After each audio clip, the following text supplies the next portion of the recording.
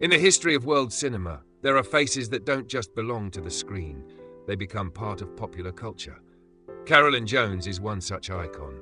With her large, haunting eyes, porcelain skin, and elegant demeanor, she rose from Hollywood's golden age to etch her name into the memories of millions across generations. Many may forget the names of her contemporaries, but few can forget the image of a woman in a tight black dress, radiating a melancholy yet breathtaking allure.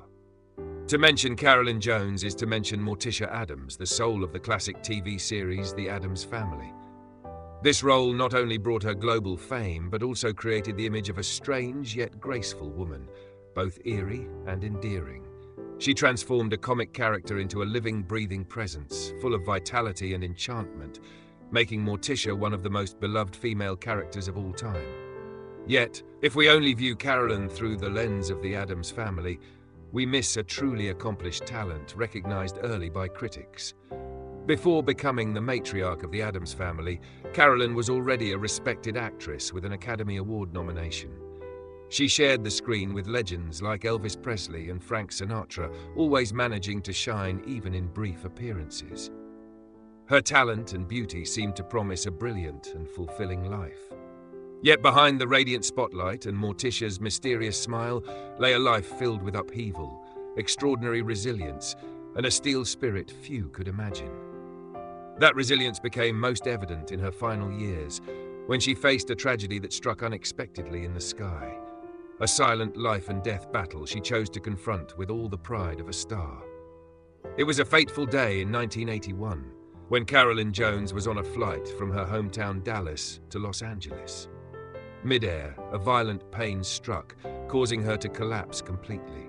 She suddenly vomited blood on the plane, a horrifying scene that stunned both crew and passengers. As soon as the plane landed, instead of going home, she was rushed straight to the emergency room for life-saving surgery. The diagnosis that followed was a cruel sentence: colon cancer at the age of 51. Doctors were forced to remove a large portion of her stomach to stop the tumor's spread. For a woman who valued image and pride as much as Carolyn, this was a devastating blow. Yet instead of letting the world see her fall, she chose a path that commanded admiration. She kept her illness private and fought death in silence. Even as her body was ravaged by painful chemotherapy, Carolyn never left the camera. During the filming of Capital, when her legs could no longer support her, she performed her scenes from a wheelchair. Her eyes remained sharp, her voice powerful, so much so that even close colleagues struggled to realize she was nearing death. She refused pity. She wanted to be remembered as a professional actress, not a dying patient. Her final journey was also illuminated by a late but deeply moving love. In her last months, she married her co-star Peter Bailey Britton. On her wedding day, when her once lush hair had fallen out from chemotherapy, Carolyn chose to wear a delicate white lace cap to conceal the marks of illness. She wanted to be the most radiant, beautiful bride in the eyes of the man she loved, holding on to the last glimmer of her stardom before the final darkness fell. That extraordinary strength did not come from nowhere. It was forged in a difficult childhood, where young Carolyn learned to let her imagination soar beyond the walls of sick rooms and the pain of a broken family.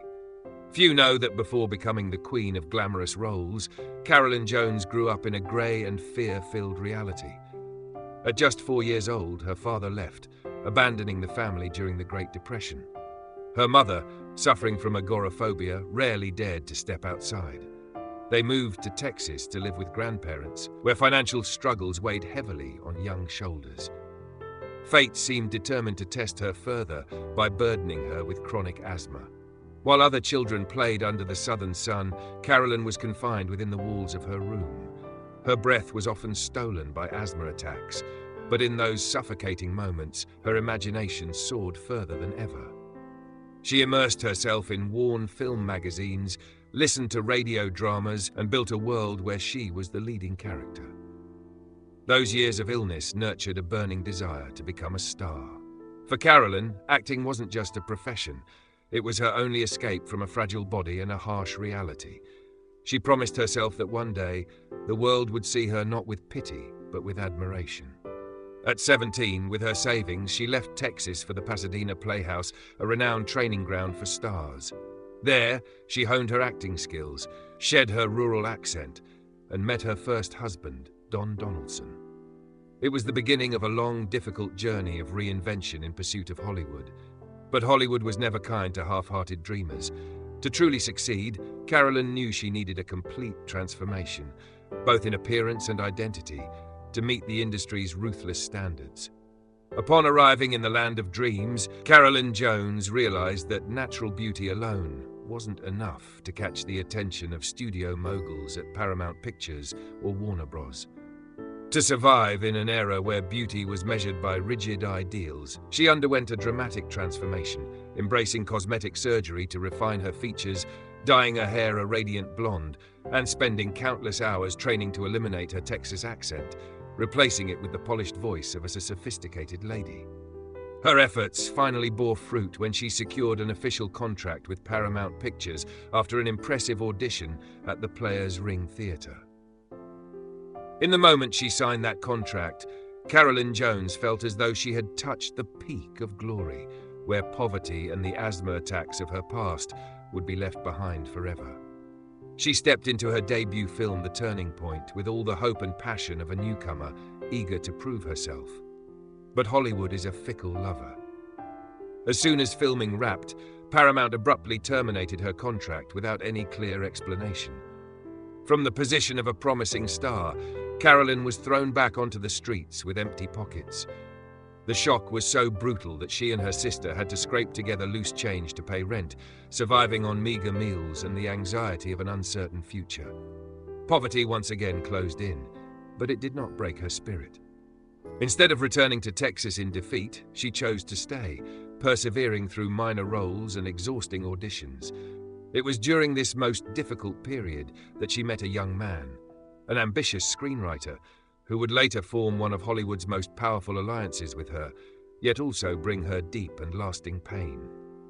During those struggling years, Carolyn Jones met Aaron Spelling, then just an unknown writer. What they shared was not only love, but the alignment of two ambitious souls determined to conquer Hollywood. Carolyn was so bold and decisive that she was the one who proposed to Aaron, beginning a marriage built on the promise that they would achieve greatness together. They were a perfect pair. Carolyn shined on screen, while Aaron quietly built an empire through his scripts.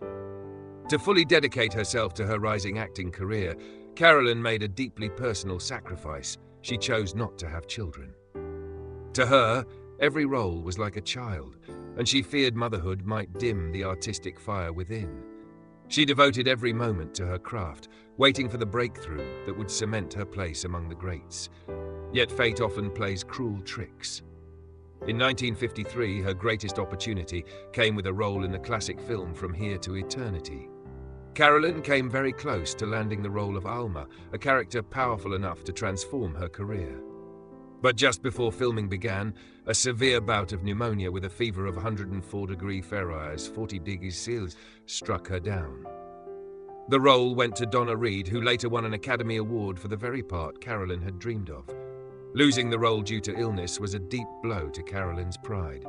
She watched her colleague accept the award with a forced smile, wondering if fate had been too harsh on her. Yet instead of drowning in bitterness, she threw herself into work even more intensely, as if to make up for what she had lost. That relentless perseverance eventually led her to a stranger world, one where she would find both the peak of fame and a gilded cage named Morticia Addams. After many missed opportunities, Carolyn finally proved her talent with an Academy Award nomination for her role in The Bachelor Party, despite appearing for only 8 minutes. She continued to push herself, even enduring high fevers to complete scenes alongside Elvis Presley in King Creole. Yet all that recognition was overshadowed when she stepped into the eerie mansion of the Addams family in 1964. Her portrayal of Morticia Addams became a global phenomenon, elevating her to heights she had never known before. However, Morticia's deadly elegance on screen came at a physical cost behind the scenes. To achieve the iconic hourglass figure, Carolyn had to squeeze into extremely tight dresses that made even walking or breathing difficult. Every graceful step Morticia took was, in reality, a series of small, painful movements. She sacrificed comfort, enduring restrictive costumes to create the perfect image for the audience.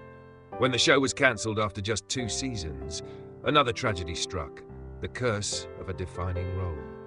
Hollywood proved narrow-minded, so accustomed to her image as the sorrowful woman in black that they could no longer imagine her in any other role. Directors hesitated, quality scripts became scarce.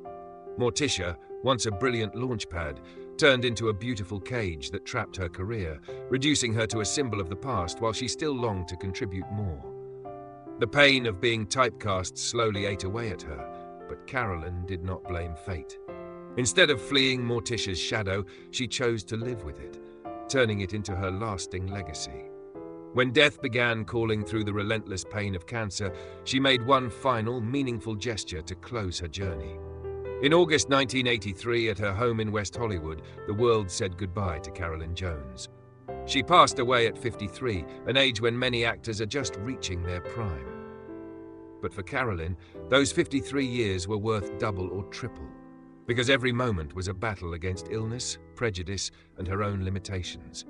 Until her final breath, she maintained the pride of a star, without complaint, without showing weakness. Before she died, Carolyn made one last graceful gesture. She donated Morticia Adams's iconic costume and wig to the Academy of Motion Picture Arts and Sciences. This was not merely the passing of memorabilia. It was her way of entrusting her soul to art. She wanted to ensure that even if her body returned to dust, Morticia, her embodiment of haunting beauty and resilience, would live on forever in the hearts of film lovers. Carolyn Jones's life was like a composition filled with somber notes, yet always resonating with extraordinary strength. From a sickly child dreaming of stage lights to a woman smiling through pain beneath a lace veil on her final wedding day, she proved that glory is not born of luck. It is earned through the willingness to fight for passion until the very last breath. Now, when audiences revisit the Addams family, they no longer see only a timelessly beautiful Morticia. They see the reflection of a woman who turned pain into art and adversity into legend. Carolyn Jones may be gone, but her mysterious smile and expressive eyes remain, reminding us that life may be fleeting, but beauty and courage are forever.